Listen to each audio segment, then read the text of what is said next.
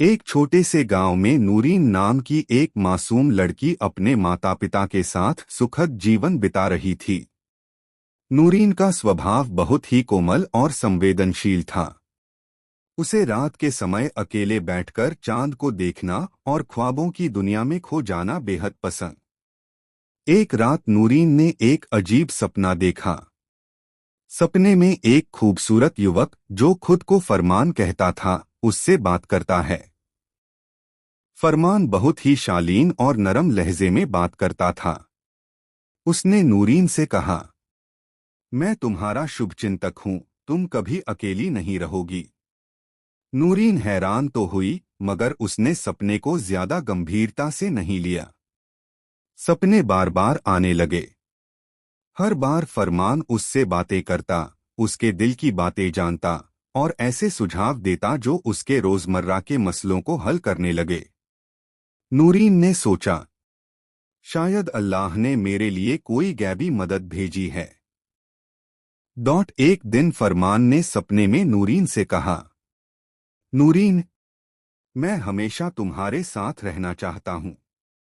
हम सिर्फ दोस्त नहीं, एक दूसरे के दिल के साथी बन सकते हैं। तुम मुझसे वादा करो कि तुम मुझसे कभी दूर नहीं जाओगी। नूरीन भावनाओं में बह गई और चुपचाप हाँ कह दिया। नूरीन की मां ने देखा कि नूरीन अक्सर चुप चुप रहने लगी है और वह हमेशा ख्वाबों में खोई रहती है। जब मां ने एक दिन जोर देकर पूछा तो नूरीन ने सब कुछ बता दिया। मां घबरा गई और पास के एक आलिम दीन से संपर्क किया। आलिम ने कहा, बेटी, ये कोई आम इंसान नहीं है। ये एक जिन है जो तुम्हें अपने जाल में फंसा रहा है। जिन कभी भी तुम्हारा भला नहीं चाह सकता। वह तुम्हारी रूह को कैद करना चाहता है। आलिम-ए-दीन ने नूरीन को सूरह बकरह की तिलावत और रोजाना अज़कार पढ़ने की सलाह दी।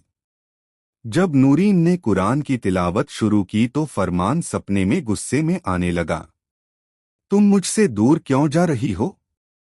मैं तुम्हें कभी छोड़ नहीं सकता। नूरीन ने रोते हुए अल्लाह से मदद मांगी और रोज अज़कार और कुरान की तिलावत करती रही। एक रात फरमान फिर सपने में आया और बोला, अगर तुमने मुझे छोड़ा तो मैं तुम्हें हमेशा के लिए अपने साथ ले जाऊंगा। नूरीन ने अल्लाह के नाम की ताकत से कहा, मेरे लिए मेरा रब ही काफी है। तुम मेरा कुछ नहीं बिगाड़ सकते। उसी पल सपने में एक जोरदार रोशनी चमकी और फरमान की चीख सुनाई दी, मैं तुम्हारे करीब नहीं आ सकता। तुम अल्लाह की हिफाजत में हो।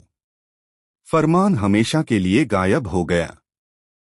नूरीन ने सीखा कि किसी भी अदृश्य मखलूक, गैब की मखलूक से रिश्ता बनाना न केवल खतरनाक है बल्कि ईमान के लिए नुकसानदेह भी हो सकता है। इंसान को हमेशा अल्लाह पर भरोसा करना चाहिए और कुरान और सुन्नत की रहनुमाई से जिंदगी बितानी चाहिए।